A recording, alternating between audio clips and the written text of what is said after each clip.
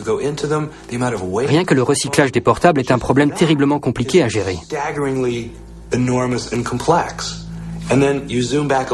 En dézoomant un peu, on prend conscience de l'ampleur des chiffres dont on entend parler.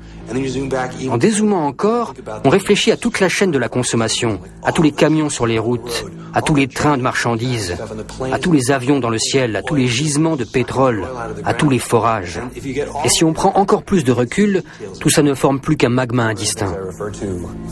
Quand je parle de mon travail, je fais souvent référence à l'idée d'apocalypse qui est en marche. Quand je me promène au milieu de ces piles de déchets, j'ai souvent l'impression d'être dans un paysage apocalyptique.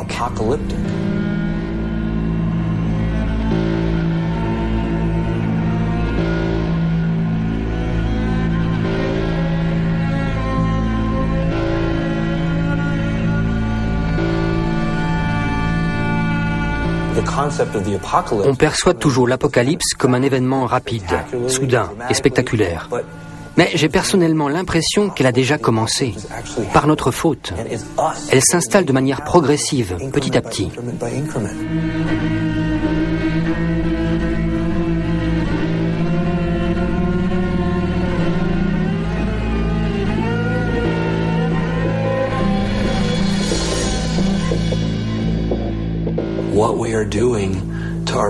Ce que nous faisons subir à notre planète et à nos esprits peut à terme finir par anéantir notre joie de vivre et toutes nos raisons d'exister.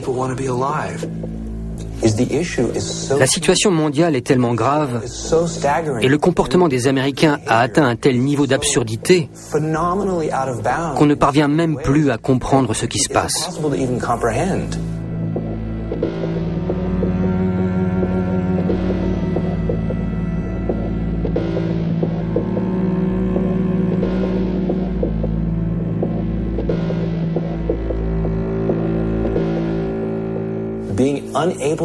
Dire qu'on est incapable de comprendre, c'est la solution de facilité pour continuer sur la même voie.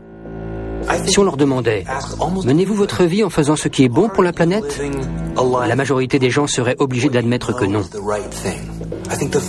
Ils sont conscients que leur comportement est irresponsable, mais ils peuvent s'en accommoder.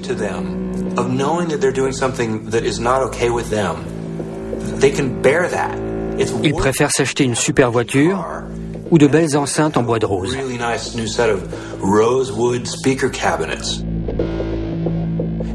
Alors chacun continue à vivre sa vie, avec ce petit sentiment de culpabilité enfoui quelque part au fond de lui, sans savoir à quoi ressemblerait sa vie s'il la vivait en total accord avec sa conscience.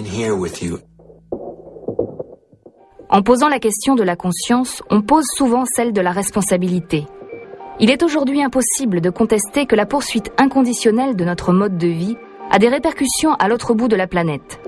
Tout le monde ne bénéficie pas des avantages du système, et beaucoup souffrent des conflits et des catastrophes qu'il génère.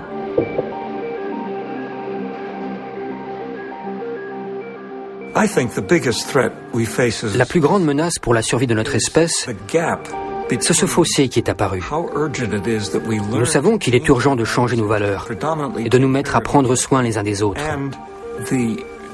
Et dans le même temps, on constate un très fort ressentiment et une volonté de vengeance parmi les populations exploitées de par le monde. La violence dans le monde va s'accroître parce que de plus en plus de gens auront de moins en moins de choses. Alors mieux vaut prendre tout ce qu'on peut aujourd'hui pour essayer d'assurer un avenir assez stable à nos enfants. Je me souviens de cet avertissement donné par une centaine de prix Nobel. Dans un avenir proche, la plus grave menace à la paix mondiale ne viendra pas d'actes irrationnels gouvernementaux ou individuels, mais des exigences légitimes des laissés-pour-compte de la planète.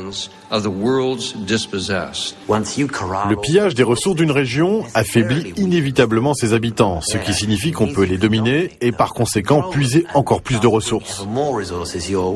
Pour cela, il existe plusieurs possibilités, notamment les méthodes modernes de commerce que je compare souvent à une forme de piraterie légale et bien organisée.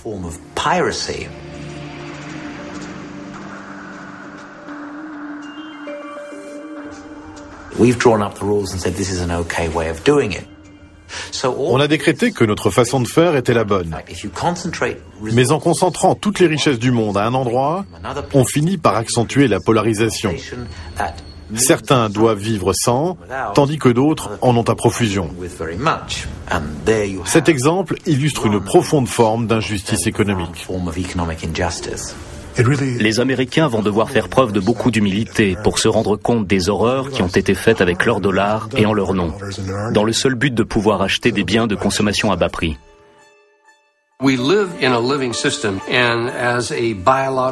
Puisqu'on vit dans un système biologique vivant, la répartition des ressources sera toujours une source de tension. Le premier pas vers la maturité pour la grande famille humaine serait de reconnaître ces tensions, afin d'apprendre à vivre durablement sur cette terre.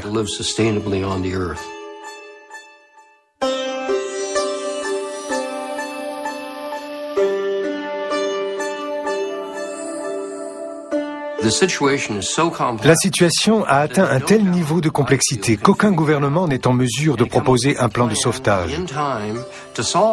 La seule solution, c'est que les habitants de cette terre se prennent individuellement en main, arrivent à se détacher des gouvernements paternalistes et des grands groupes et se disent « Je vais devenir acteur du changement ». Dès qu'on pose la question de la responsabilité, on se trouve confronté aux grandes problématiques mondiales, ce qui peut en décourager certains. Mais on peut aussi aborder ce problème comme un défi passionnant à relever. Le cerveau humain est suffisamment puissant. Je suis sûr qu'on est capable de réussir. Il faut juste un peu d'entraînement. Je me souviens d'une photo prise pendant la Seconde Guerre mondiale. Elle montrait un paquebot torpillé qui était en train de couler. On demandait aux passagers d'emprunter la passerelle et de sauter dans l'eau, où des canots les récupéreraient. J'ai remarqué quelques hommes portant des valises. On m'a dit que c'étaient des immigrés transportant des bijoux et des montres. Ils espéraient recommencer leur vie au Nouveau Monde grâce à leurs petits trésors.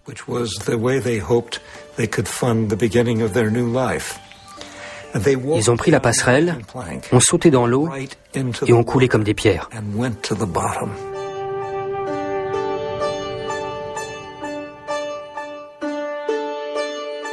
Je dirais que c'est un peu ce qui nous arrive aujourd'hui. Je crois qu'il appartient à chacun de se regarder dans une glace et de se demander ce qu'on est en train de faire de notre vie, alors même qu'on n'en a qu'une. Regardons de plus près notre alimentation, nos vêtements, nos voitures, nos logements, nos emplois, et faisons ensemble des choix en faveur d'un avenir plus durable, plus humain et plus beau.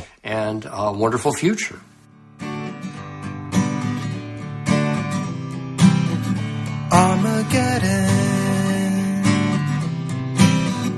come and get it. Armageddon, come and get it. Now I have every expectation that I'll suffer through revelations. Done a lot of very bad things, and now